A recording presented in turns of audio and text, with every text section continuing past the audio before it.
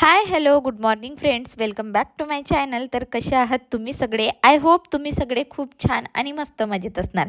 So तुम्ही पहिल्यांदाच या चॅनलवर आले असेल तर चॅनलला सबस्क्राईब नक्कीच करा आणि माझ्या रोजच्या आयुष्यातल्या अशा छोट्या मोठ्या मुमेंट्सचा भाग बना.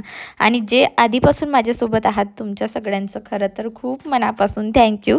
तर चला आजचा आपला दिवस सुरू करूया. ॲक्च्युली मी फर्स्ट टाईमच जे आहे ना ते ब्लिंकिटवरून काही सामान मागवलेलं होतं. म्हणजे झालं असं होतं की गव्हाचं पीठ जो आहे ना तो संपलेला होता आणि सकाळी मुलांचं स्कूल असते, त्यासाठी टिफिनवर भाजी चपाती द्यावी लागते.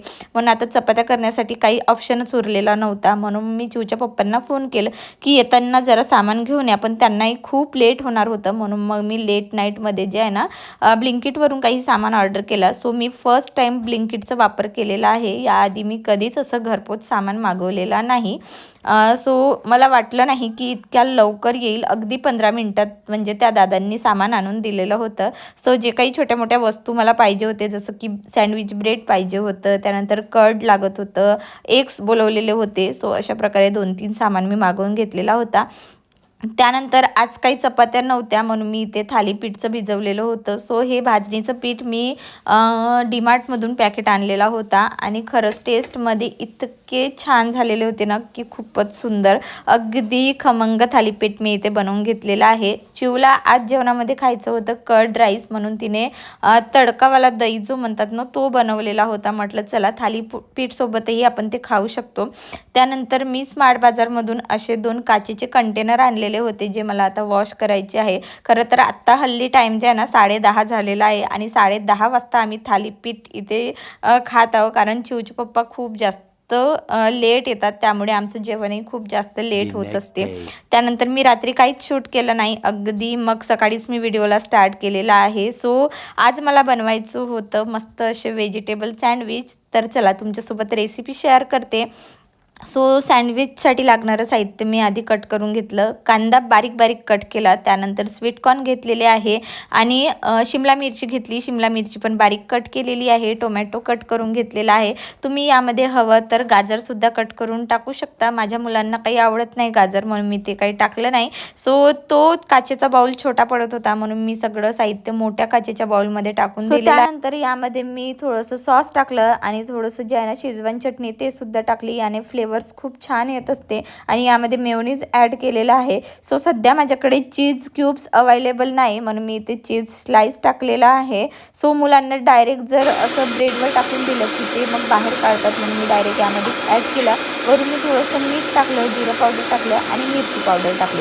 तुम्ही या जागी चिली फ्लेक्स आणि ऑरेगिनोसुद्धा ॲड करू शकता. ते सध्या माझ्याकडे नव्हतं म्हणून मी इथे हे टाकलेलं आहे. आणि हे छान मिश्रण मी असं मिक्स करून घेतलेलं आहे. आणि आता आपली व्हेजिटेबल सँडविच फिलिंग जी आहे ती तयार झालेली आहे. तर चला मी तुम्हाला सँडविच कसे बनवायचे ते सांगते.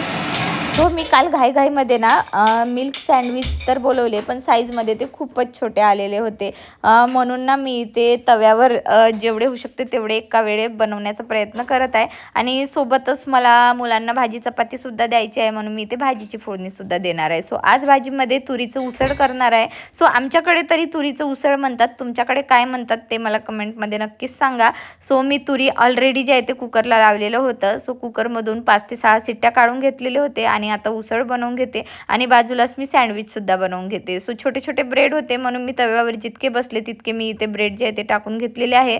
आणि होते काय ना सकाळी सकाळी मुलं भाजीपोळी खायला खरंच खूप जास्त कंटाळा करतात, म्हणून मग मी हे सँडविच देण्याचा प्रयत्न केला आज. पण काय झालं होतं ना 2 काम मी एका वेळे करायला गेले म्हणून माझे सँडविच थोडेसे जळले होते आणि तुम्ही बघू शकता.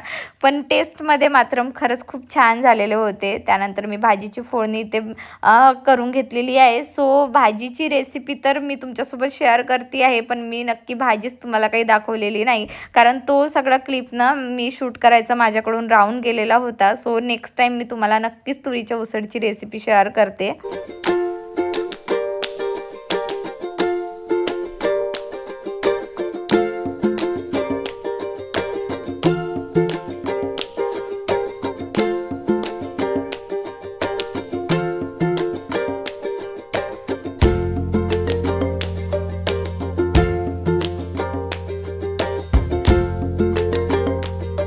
सो फायनली जे आहेत दोघंही स्कूलला चाललेले आहे आणि खरंच इथपर्यंत ना माझा डोका इतका पेटलेला असतो ना की म्हणजे सकाळी खूप जास्त तारेवरची कसरत होते आणि अगदी खूप घाईघाईमध्ये सगळं काही करणं होते म्हणून ना डोका अगदी असा हँग झाल्यासारखं होतो आणि जसं मी डोर लावते ना तसंच मी 5 ते 10 मिनिट सोफ्यावर निवांत बसून राहते. त्यानंतर मग माझ्या बाकीच्या कामांना मी सुरुवात करत असते. सो काल मी ब्लिंकिटवरून त्रिफला पावडर मागवलेला होता. ॲक्च्युली मी तुम्हाला ऑलरेडी सांगितलेलं होतं की मला थोडं डायजेशनचा प्रॉब्लेम जो आहे तो होत आहे.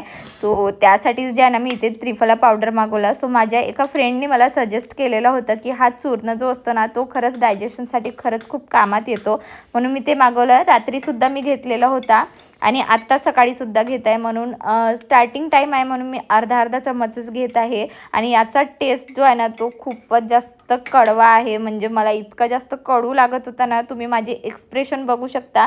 म्हणजे मी खूप जास्त जीवाभावाने हा घेत होती. म्हणजे हेल्थसाठी जर इम्पॉर्टंट नसतं तर मी अशी वस्तू कधीच कन्झ्युम केली नसती, पण शेवटी हेल्थसाठी हे सगळं काही आपण करत असतो. म्हणून ना नॅचरल पद्धतीने जेवढं होऊ शकते तेवढं आपण आपल्या हेल्थकडे लक्ष दिलेलं पाहिजे. सो सध्या इथलं पाणी हार्ड आहे म्हणून आम्हाला सगळा हा प्रॉब्लेम सुरू आहे. त्यानंतर इथे मी व्हेज रोल बनवायला घेतलेली आहेत. सो सँडविचचं जो काही फिलिंग बाकी होती ना तर ते मी आता इथे चपातीमध्ये लावून घेतलेली आहे आणि याला रोल करून जे आहे ते छान असं क्रिस्पी होईपर्यंत फ्राय करून घेते. आणि खरंच ट्रस्ट मी इतके कमाल लागतात ना की खूपच जास्त. मी तर फर्स्ट टाईम म्हणजे ट्राय केलेला होता पण मला खूप जास्त आवडलेले होते. सो मी हे खाल्लेले आहे म्हणून मी तुमच्यासोबत शेअर करते आहे. म्हणजे इतके जास्त सुंदर बनतात ना, खूपच छान. आपण ब्रेकफास्टमध्ये जे आहे ते नक्कीच आपण करू शकतो. हेल्दी ऑप्शन आहे. म्हणजे ब्रेड खाण्यापेक्षा मला तरी वाटते की चपातीसोबत हे व्हेजिटेबल्स म्हणजे आपल्यामध्ये जातात आणि खरंच खूप छान झालेले होते. सो मी चिवच्या पप्पांसाठी एक आणि माझ्यासाठी एक बनवून घेतलेला होता. त्यानंतर मी इथे एग्स जे आहे ते उकळायला ठेवून देते, कारण सध्या डॉक्टरांनी मला खूप जास्त प्रोटीन आणि जास्तीत जास्त फायबर खायला सांगितलेलं आहे. म्हणून ना मी स्पेशली माझ्या डाएटकडे लक्ष देत आहे. म्हटलं चला तुमच्यासोबतही माझा डाएट जो आहे तो मी शेअर करते. सो मी इथे 2 एग्स घेतलेले आहे, छान उकडून घेतले. त्यानंतर मी इथे व्हेज रोल घेतलेला आहे. अर्धा व्हेज रोल मी ऑलरेडी खाऊन घेतलेला होता म्हणून मी इथे अर्धाच तुम्हाला दाखवत आहे.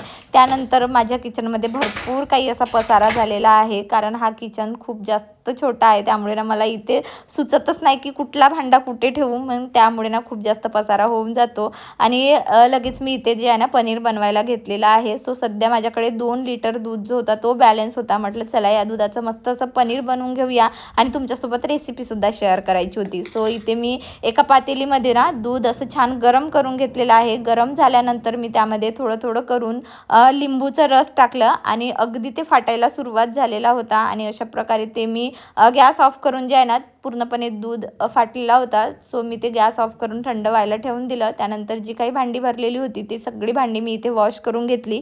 सो काकूंना भरपूर काही भांडी होती म्हणून मी त्यांना पूर्ण काही भांडे दिले नाही. सो अर्धे भांडे मी घासून काढले आणि एवढं सगळं होईपर्यंत हे पनीर जे काढून ठेवलेलं होतं ते सुद्धा थंड झालेला होता. सो आता मी तुम्हाला इथे एक टिप्ससुद्धा देते. हे ज्यामध्ये आपण पनीर बनवतो ना तर ते पनीर काढलेला जो वे असतो ना तो कधीच फेकायचा नाही. सो तो आपण आपल्या गार्डनला देऊ शकतो. सो तुम्ही गार्डनर असाल तर ही टिप्स तुमच्यासाठी खरंच खूप उपयुक्त ठरू शकते. सो हा वे जो आहे ना तो आपल्या प्लांटसाठी खूपच जास्त कामाचा असतो आणि त्यांच्या ग्रोथसाठी खूप जास्त खरं तर म्हणजे याचा यूज होत असतो. म्हणून मी हा वे बाजूला काढून ठेवून दिलं. त्यानंतर पनीर जे आहे ना 2-3 पाण्यातून असं छान धुवून घेतलेलं आहे, कारण 2 दिवसाचं दूध होतं. म्हणून म्हटलं चला पनीरला कुठला स्मेल वगैरे येऊ नये म्हणून मी इथे छान वॉश करून घेतला. आणि हे जिरं लसूण कुटाचं जे खल होतं माझ्याकडे त्याच्याने मी पूर्ण एक्स्ट्रा पाणी जो आहे तो या पनीरमधलं काढून घेतलेला आहे. आणि अशा पद्धतीने हा एक्स्ट्राचा पनीरचा वे जो आहे तो मी माझ्या झाडांना देणार आहे.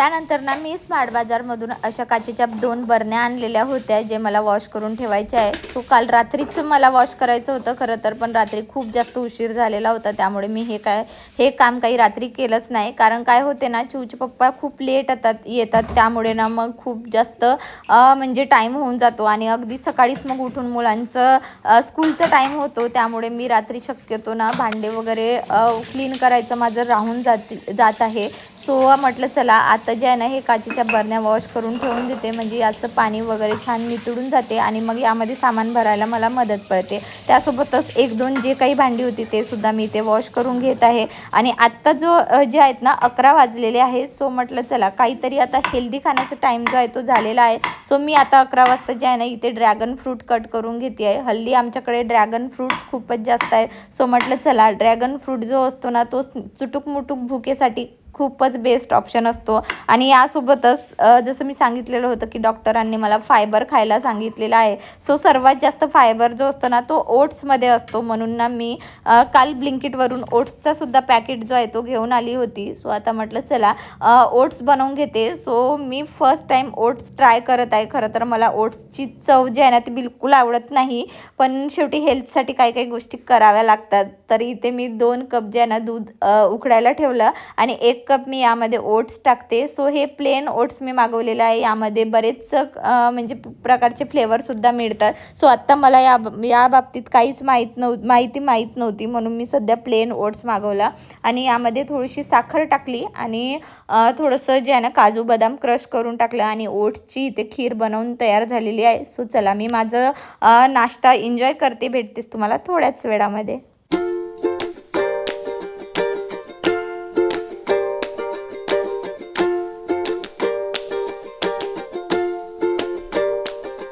सो आज खूप छान छान हेल्दी असा पोटोबा झालेला होता, तर म्हटलं चला आता हेल्दी असं कामही करून घेऊया, म्हणून मी इथे बाल्कनीमध्ये आलेली आहे. कारण बाल्कनीमध्ये काम ना भरपूर काही आहेत गोष्टी मला आज जे करायच्या आहे.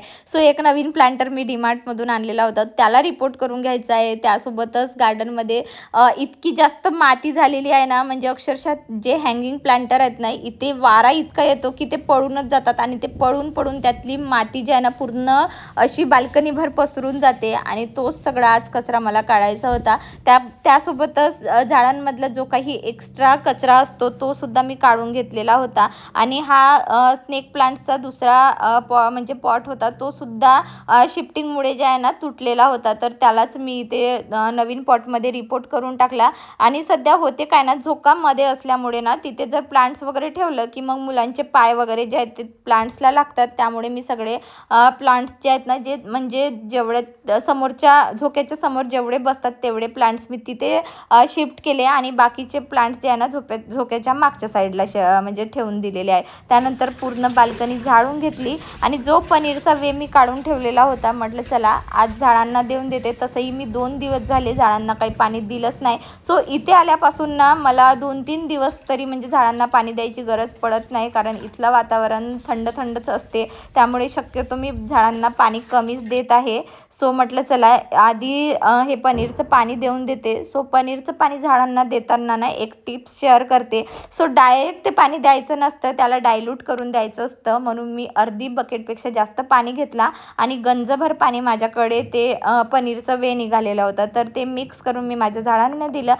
पूर्ण बाल्कनी मी वॉश करून घेतलेली होती आणि आता माझी बाल्कनी अशी काहीशी दिसत आहे. कशी वाटली मला कमेंट्समध्ये नक्कीच सांगा. सो घरात आपण कितीही कामं म्हणजे असले तरी ना रोजचे नवीन नवीन कामं आपण करतच असतो आणि आज माझ्या मते भरपूर काही कामं झालेले होते. सो चला आता मी मस्त अंघोळ करून घेतलेली होती, छान हेअर वॉश केले होते आणि असं होता माझा आजचं रुटीन. तुम्हाला आजचं रुटीन कसं वाटलं मला कमेंट्समध्ये नक्कीच सांगा.